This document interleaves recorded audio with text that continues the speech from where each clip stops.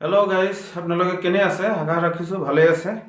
তো সদায় সদায় আমি যদি লাইফটো ইমান আমি সকলোৱে ইমান নিজৰ কামত লৈ ব্যস্ত, ইমান চিৰিয়াছ হৈ থাকোঁ সদায়। তো সদায় সদায় চিৰিয়াছ কথা আমি নাপাতোঁ। আজি দুই এটা আপোনালোকৰ লগত জ'কছ শ্বেয়াৰ কৰিম। তো জ'কছটো হ'ল, তো আমাৰ গাঁৱত কি হৈছে, আমাৰ গাঁৱত আপোনালোকে জানে আমাৰ গাঁও নদীৰ ওচৰত। তো আমাৰ গাঁৱত এজন ল'ৰাই মোতকৈ অলপ বহুত সৰু হ'ব, এইজন ল'ৰাইজনে কি কৰিছে, তো বহুত ৰাতি ধৰক 11-12মান বজাত নদীৰ পাৰলৈ গৈ আছে, নৈৰ পিনে গৈ আছে। তো নৈৰ পিনে গৈ আছে, তো ৰাস্তাত দেখা হৈছে গাঁওবুঢ়াৰ লগত।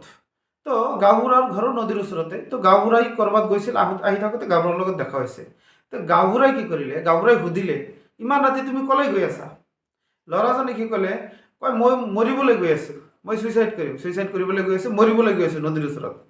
তো গাঁওবুঢ়াই ৰিপ্লাই দিছে, তুমি যদি মৰিবলৈ গৈ আছা, টৰ্চ লাইট লৈ কিয় গৈ আছা? মৰিবা যেতিয়া তোমাৰ হাতত টৰ্চ লাইট কিয়? ল'ৰাজনে ৰিপ্লাই দিছে, ল'ৰাজনৰ ৰিপ্লাইটো শুনক, যে মই টৰ্চ লাইট লৈ এইকাৰণে আহিছোঁ যাতে সাপে মোক কামুৰিব নোৱাৰে, সাপৰ ভয়ত মই টৰ্চ লাইট লৈ আহিছোঁ। চাওকচোন কেনেকুৱা ধুৰন্ধৰ। ইপিনে মৰিবলৈ গৈ আছে, আকৌ সাপে কামুৰিলে বোলে ভয় লাগে। তো তেনেকুৱা ঘটনা বহুতৰ লগত তেনেকুৱা হ'ব পাৰে। কিছুমানে দেখায় যে মই মৰিম, ছুইচাইড কৰিম, কিন্তু একচুৱেলি সেইটো নকৰে। তো এনেকুৱা ঘটনা আপোনালোকৰ লগত যদি হৈ থাকে, আপোনালোকেও শ্বেয়াৰ কৰিব।